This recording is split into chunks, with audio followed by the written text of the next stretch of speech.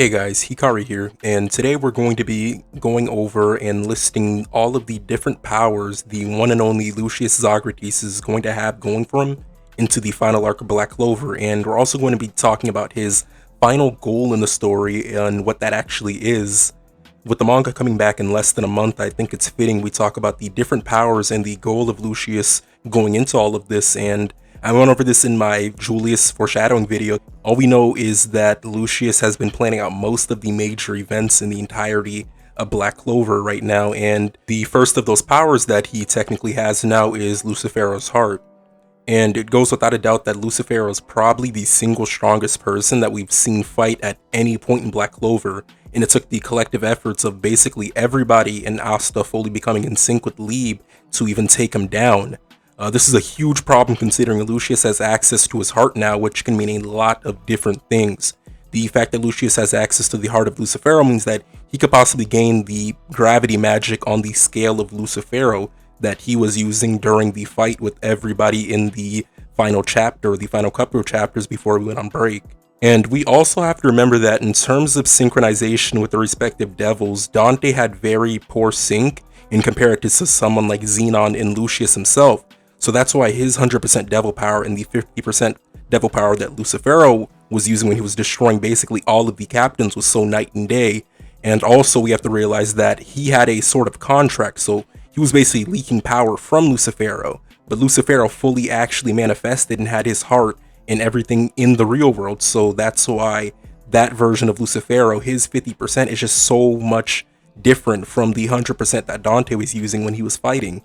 And if someone with good of sync as Lucius can assimilate with himself with the heart and use it to directly gain gravity magic of that level without a contract, that's going to be a very big problem going into the final arc. I'm honestly imagining it's going to be very similar to how Xenon actually gained a devil heart during his fight with Yuno and became exponentially stronger, but imagine that on an even grander scale now that he has Lucifero's heart, or 50% of it, which is still a lot, and we see what he was doing with only 50% of his full power manifested.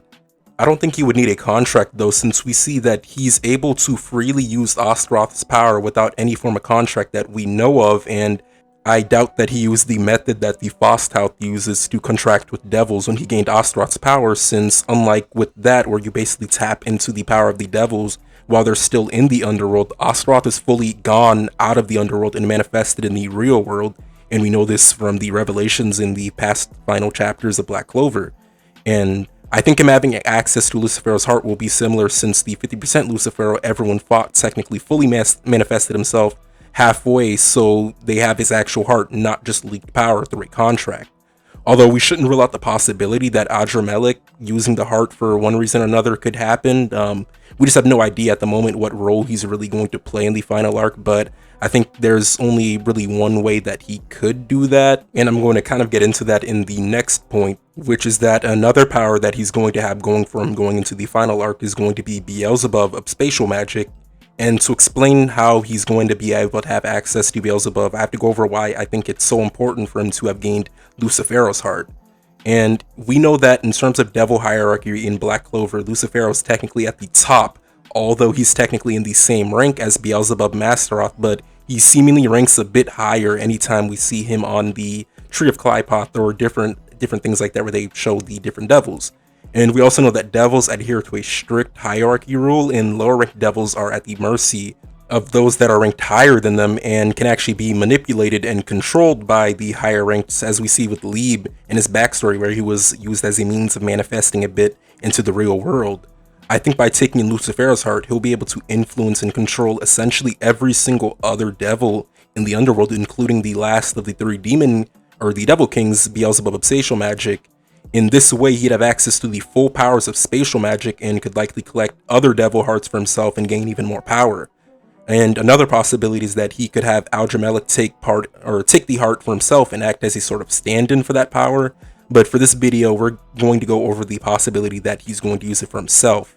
And having access to Beelzebub's full unchained power would have put him over the edge in terms of his strength that he'd be in possession of, and it wouldn't be easy at all for them to defeat him. He was already very strong with just his time magic, and using Beelzebub and Lucifero in conjunction with all of his That's going to be very scary, and very scary for the crew to have to go up against.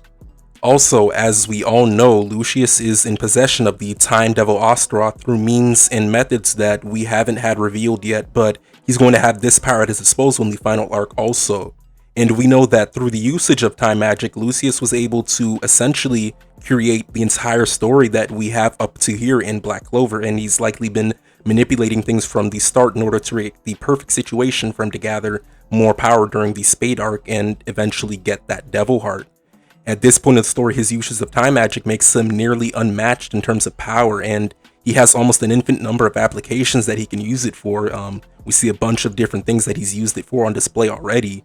Just that power alone, though, gave him the ability to have the Clover and Heart Fighters actually survive the Spade arc in their encounters with Lucifero, even though they mostly died many times throughout the entire arc, which is very likely to be the case considering the clock theory almost completely supports this being the case, and many other YouTubers such as Baroku going over this,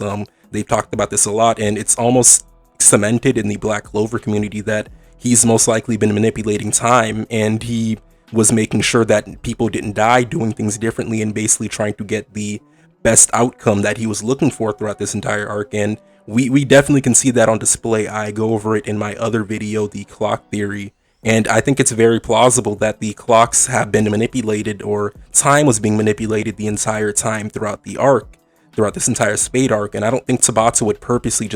or not purposely, keep showing different clocks around the Spade. Every single chance he gets, he shows the clock, and the times keep changing. I don't think Tabata would be doing that, just on accident, he likes drawing clocks. I definitely think there's going to be some sort of thing going on with that. And even the last chapter that we had, where everything ended and they technically finished fighting, that final chapter, 331 of Black Clover, is literally titled "And Time Starts to Move Again." I think that isn't a coincidence. I definitely think that is very much proof that time was being manipulated this whole time, and it's finally stopped after they finished fighting, after Lucifero, or Lucius, got what he wanted. So together with Beelzebub's spatial magic, Lucifero's gravity magic, and Astaroth's time magic, Lucius will have access to every single power of the highest ranked devils in the underworld at his disposal. With all of these at his fingertips, he'd become a true nigh unstoppable being capable of moving forward with his plans,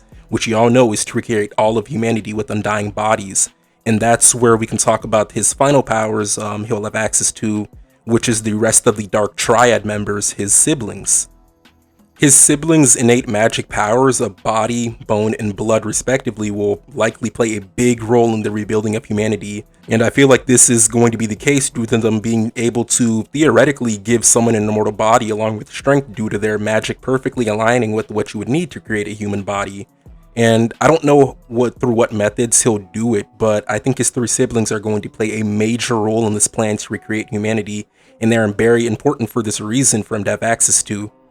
We don't really know if he'll have to sacrifice them or if he'll use another method to sort of use their powers to create humanity, but I definitely think they'll have a big role to play in his plans. And another thing we also have to get into is that in demonology, it's said that Astaroth doesn't really view himself as innately evil, and still technically views himself as an angel or being that is actually still good. So I think in some twisted way of trying to save humanity, he's willingly agreed to accept Lucius's plan of the undying bodies, and that's why he's been going along with Lucius this whole time. He basically views this as saving humanity and making them better instead of, something bad, and this kind of ties into his demonology where he technically thinks he's good, he thinks he's still doing good, but, he's trying to do it in this twisted way through the methods of Lucius, and we're not sure what Lucius really is going to gain out of all this. He possibly just thinks of himself as somebody that could save humanity, but we just don't really know at this point.